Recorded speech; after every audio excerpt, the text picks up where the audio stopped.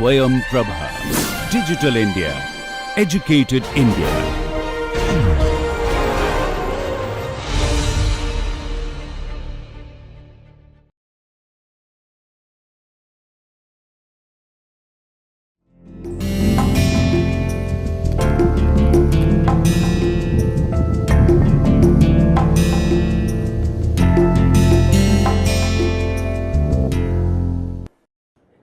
Hello and welcome to this manufacturing process technology part 1 module 43.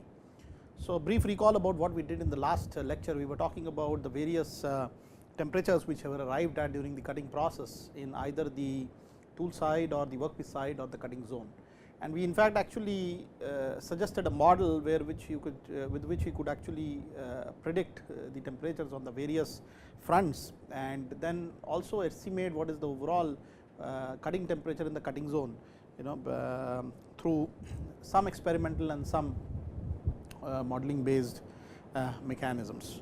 Today we are going to look at a actual numerical design of the temperature of the cutting zone, and I am just going to make a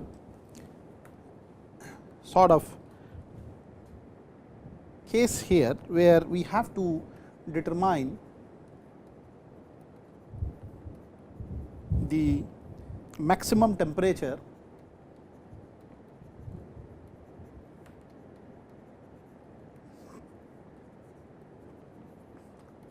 along the rake face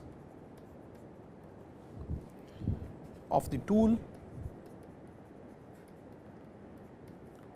when machining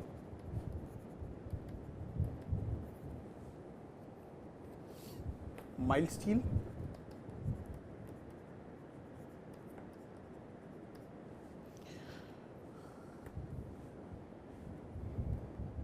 given the following conditions: work material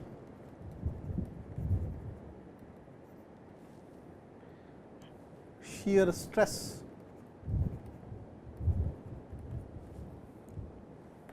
is around 410 to the power of 6 newtons per meter square. This is the ultimate shear stress of the work material. The total amount of rake angle that the tool makes with the vertical is 0 in this particular case. The velocity with which cutting is happening is 2 meters per second. We also given the time, the uncut thickness T1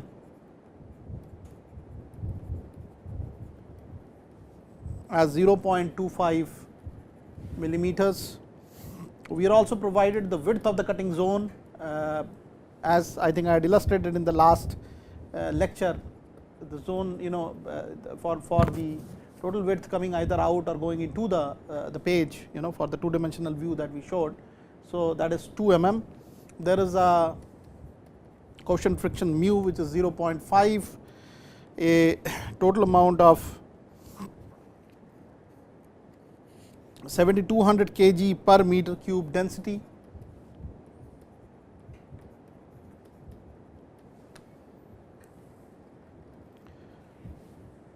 The density of the mild steel or the material whatever is being used, in this particular case it is mild steel. We also have been given the values of thermal conductivity of the mild steel sample as 43.6 watts per meter degree Celsius. The total specific heat capacity of the material as 502 joule per kg degree Celsius. The ambient temperature where this whole process is taking place, and where you can assume this to be the baseline temperature, is about 40 degrees Celsius. So, it has been sort of given that the particular case would like to deploy Lees and Schaeffer's shear angle relationship,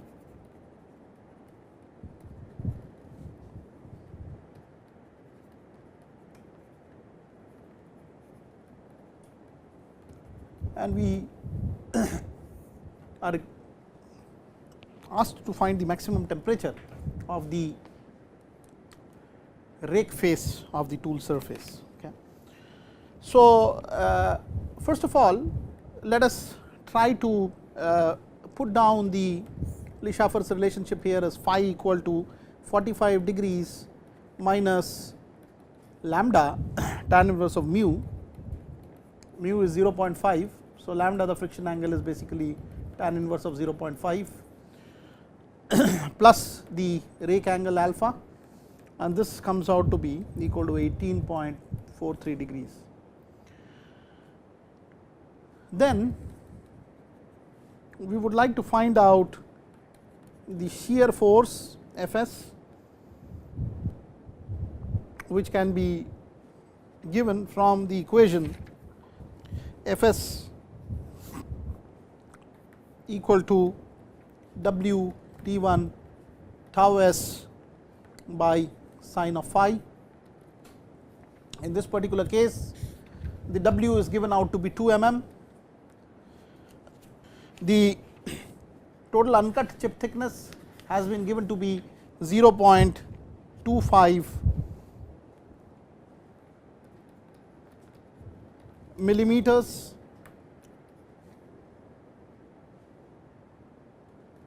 The total shear stress of the material, that is the ultimate shear stress of the material, has been given as 400 into 10 to the power of 6 Newton per meter square. So, I have to simply divide this by 10 to the power of 6 to make it Newton per millimeter square. So, the units can be consistent. This is millimeter, this is millimeter, and this has to be divided further by sine of phi, which is sine of 18.43 degrees, and this comes out to be equal to 632.6 newtons. So, that is how much shear force is needed to do the machining operation. We also use the relationship cutting force Fc equal to the shear force Fs cos of lambda minus alpha divided by cosine of phi plus lambda minus alpha. So, that is Fc, and Fc in this particular case can again be written down as 632.6 newtons times cos of tan inverse of 0.5 minus 0. This right here is 26.57 degrees divided by the cos of 45, which can be broken down into the cos of phi obtained earlier as 18.43 degrees plus lambda, which is about 26.57 degrees, tan inverse of 0.5, 26.57 degrees, minus of alpha, which is actually equal to 0 degrees in this particular case. So, this comes out to be 632.6 times of cosine 26.57 degrees divided by cosine of 45, summation of 18.43 and 26.57. So, the Fc, the total cutting force, comes out to be equal to 800 newtons. Let us try to find out the chip thickness ratio R, which is actually given as in this particular case as sin phi divided by cos of phi minus alpha, alpha being 0, equal to tan of phi, phi being 18.43 degrees. So, this becomes tan 18.43 degrees, which is actually 0.333. So, that is how you define the chip thickness ratio R in this particular case. You already know that Ft, the total tangential force, is dependent on Fc tan of lambda minus alpha from the force relationships earlier through merchant circle. So, this becomes equal to Fc tan lambda being equal to 0.5, and so therefore, the Ft becomes equal to 400 newtons. So, these are all needed, as you may recall, in finding out the expression for the temperature. There are various zones, primary, secondary, etc., from which contributes to the heat flow and rise in temperature. We now calculate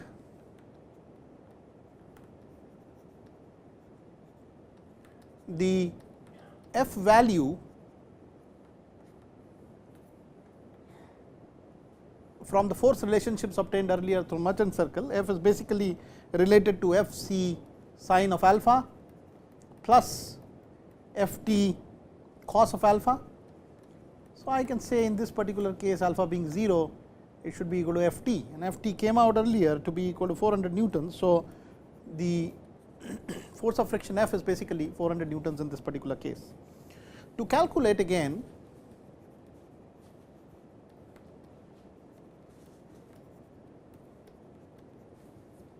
the primary and the secondary zone power consumption, which we earlier defined as Wp and Ws, we already know that Wp was recorded as cutting force times velocity minus of the friction force times the chip thickness ratio times the velocity. So, we want to actually in this case do the same thing with cutting force already calculated earlier as 800 newtons minus of the friction force which we just calculated in the last step as 400 newtons times of the total chip thickness ratio, which is 1/3 in this particular case, times of the velocity. And the velocity here is 2, and so that can be recorded as watts, so joules per second, and this comes out to be equal to about 1333 watts. In a similar manner, we calculate Ws, the power consumption, the total power consumption at the secondary shear zone, which is actually given with or given by FVC or FRV. So, in this particular case, that comes out to be equal to 400 times of 0.333 times of 2 watts, and this power can be calculated as 266.7 watts. So, having said that, let us now try to calculate what is the thermal number. So, the thermal number in this case, the number theta, as you may recall earlier, is actually given as a ratio of rho c v t 1 by k. Please recall the derivations, detailed derivations in this area in the earlier lecture. So, this can be calculated as 7200 times of 502 the specific heat capacity times of 2 meter per second velocity times of the thickness, which is 0.25 10 to the power of minus 3. You have to convert the thickness from millimeters to meters. These all units are SI, and this you have to divide with the thermal conductivity 46.3 watt per meter degree Celsius. So, this thermal number then calculates as 41.5. Let us also calculate what is the theta tan phi. This term comes out to be equal to 41.5 times of again tan phi, which is 0.333, just as done in the earlier step. So, the ratio theta tan phi comes out to be 13.8. We already know that we have to calculate the fraction of primary heat which goes into the workpiece, which was defined as lambda, capital lambda, and this was recorded as 0.15 natural log of 27.5 divided by theta tan phi. This was as per the derivation made in the earlier module. So, this comes out to be now equal to 0.15 times of ln 27.5 by 13.8, and this is about 0.1. Let us calculate what is the primary rise or primary temperature rise in the primary zone. So, the temperature rise in the primary zone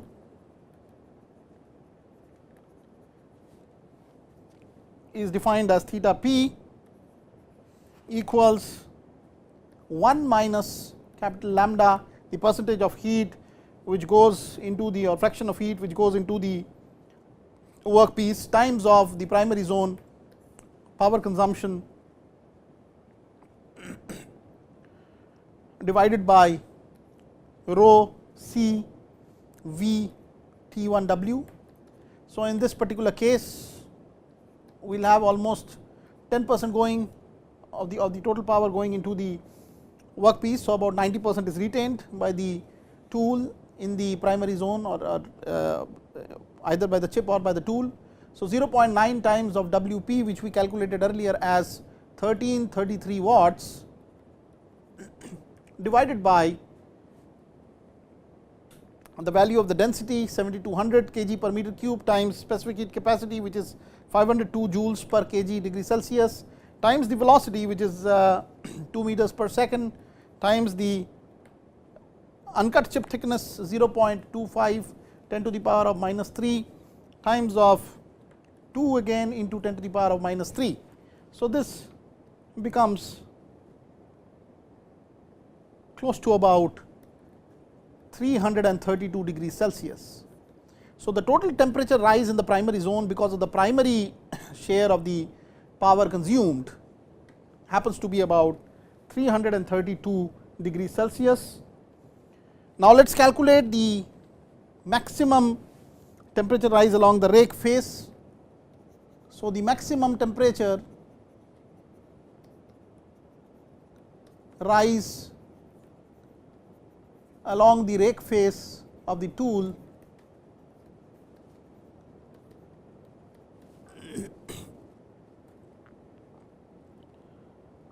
due to the secondary source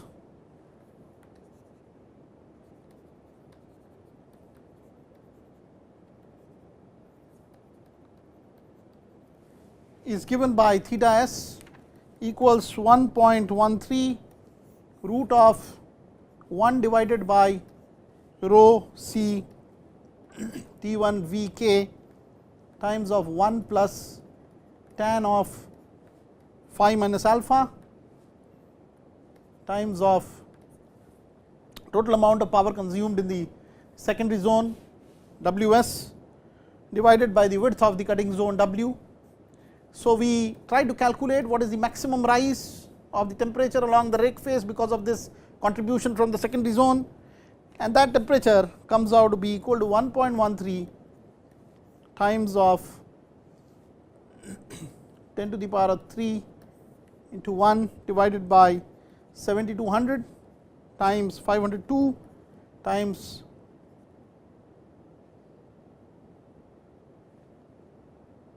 2 millimeters times of 0.25 millimeters times of 10 to the power of minus 6, because this has to be converted, both of them have to be converted into meters, times of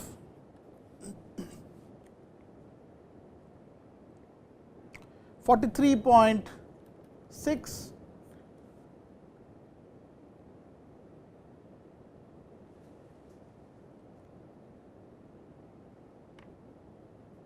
times of 1333 watts whole under the root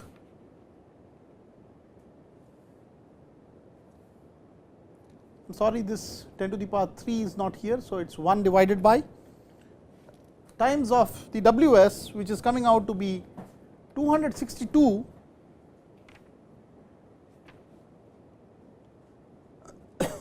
266 or 67 watts from the last step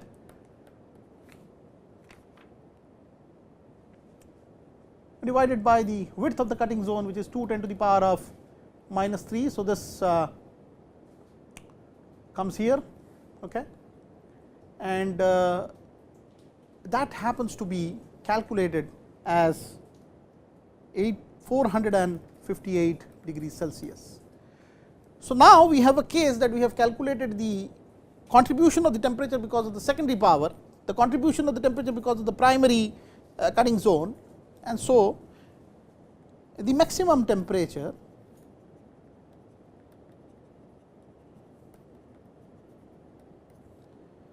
comes as a result of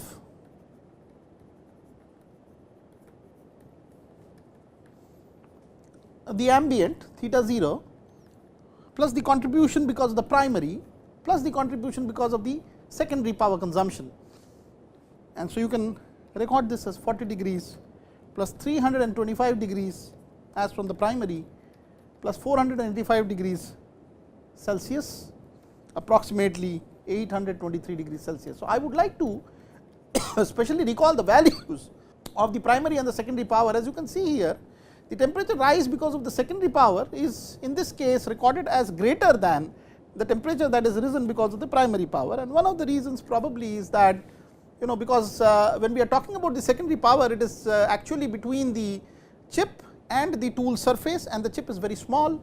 So it gets heated up to a certain level of temperature very fast, and so most of the heat dissipation in the secondary zone happens to be going into the tool, whereas in the workpiece, because of the larger mass of the workpiece, still there is some dissipation of heat, because of which the cutting zone does not have so much of contribution in terms of temperature rise, because part of the heat has dissipated into the large workpiece, which acts as thermal mass in this particular case.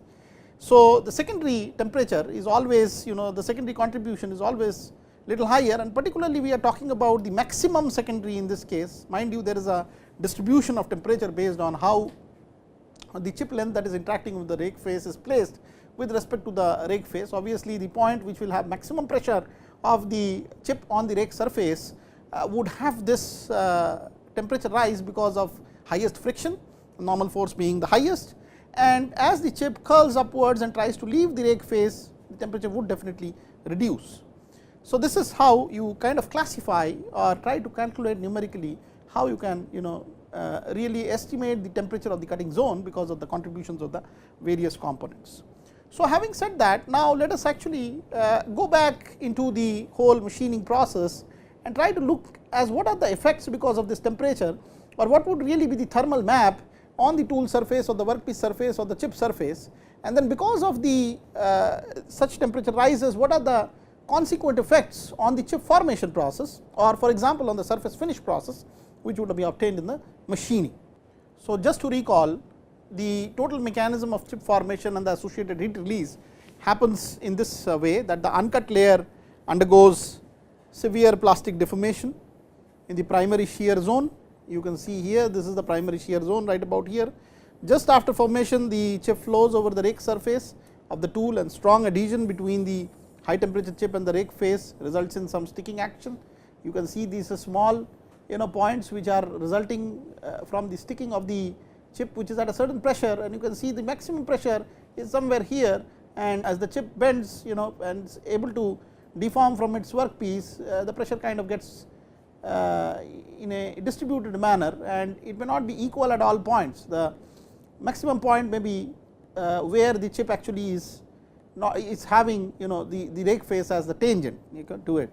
So this is the secondary shear zone, where these heating because of the rubbing action of the chip with respect to the tool rake face will take place. At low speeds, lower uncut thickness, large rake angle, and suitable cutting fluids, the chips get produced as continuous and ribbon like. I am going to come to this just by showing you some high resolution images of the chip formation process. So basically it is very obvious that if you have lesser depth of cut and you are cutting at a low speed, and then using a kind of large rake angle, and if you can have suitable heat dissipation by applying a coolant, then the chip comes out like a ribbon in one continuity, okay? And there is hardly any breakage as the tool is moving or grazing along the surface of the workpiece.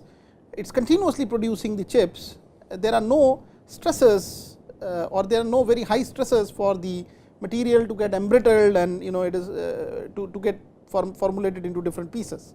So at higher speeds, uncut chip thickness and a smaller rake angle, the temperature increases and the tendency of plastically deformed material to adhere to the rake face also increases, and a lump actually is formed, which is also known as a built up edge.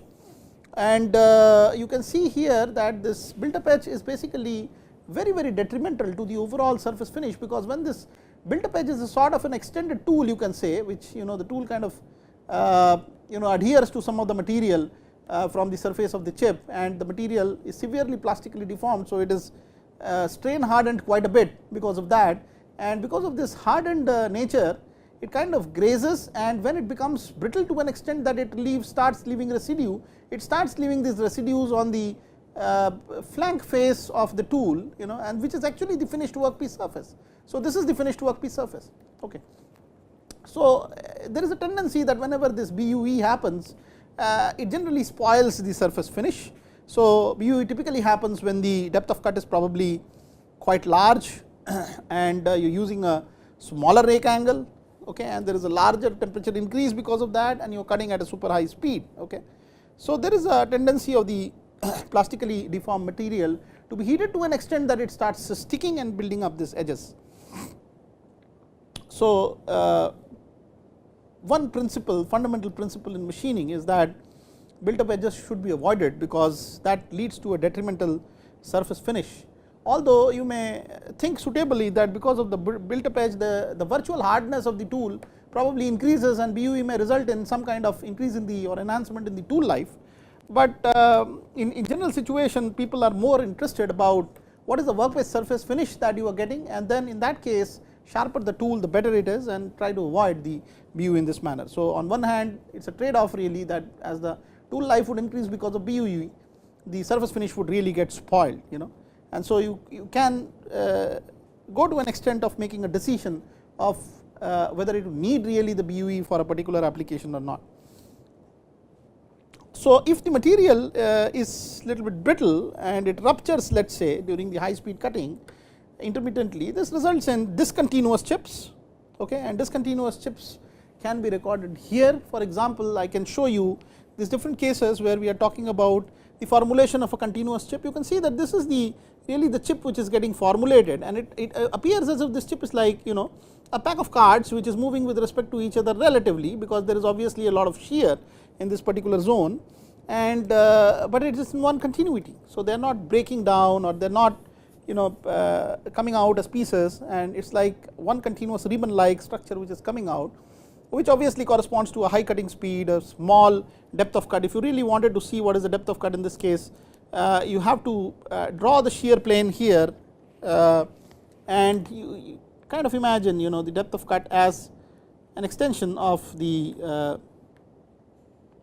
point that the end point of the shear plane with respect to the workpiece surface. Okay. So that is the T1 value here. So it is relatively very small uncut chip thickness, and it always results in this kind of a continuous chip orientation.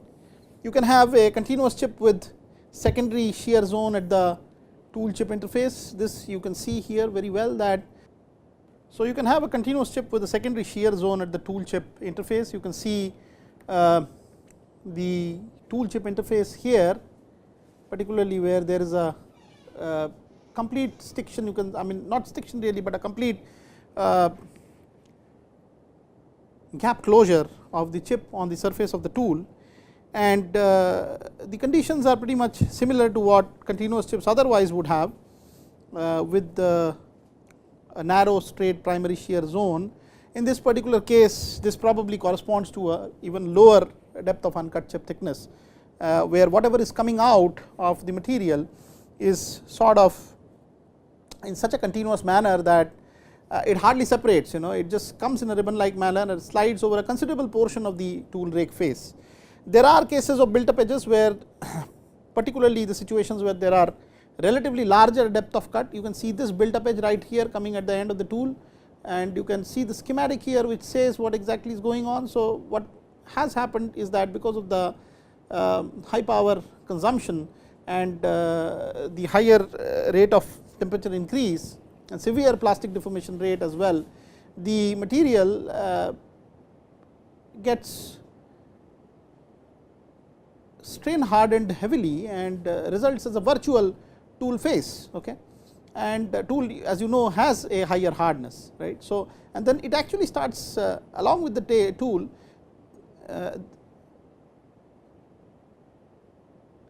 plowing the material off because of its enhanced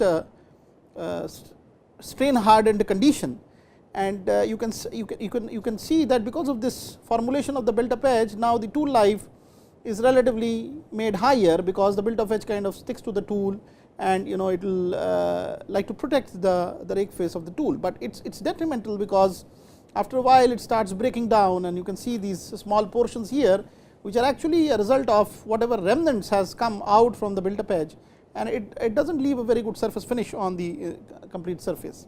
There is a case of serrated or segmented or non-homogeneous chips because of the severe plastic deformation. Again, there is a pack of card like motion of the chip, and you can see the discontinuity which arises here.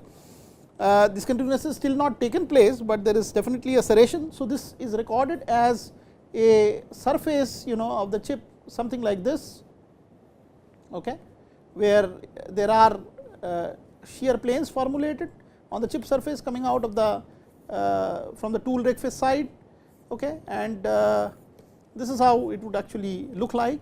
And supposing the plastic deformation rate is much higher, then these serrated chips now get discontinuous. Okay. So, this actually refers to a discontinuous chip formation, where the serrations probably come off from one another, they are not able to hold together, and that is how you can actually visualize high resolution pictures of the different type of chips generated in the cutting zone.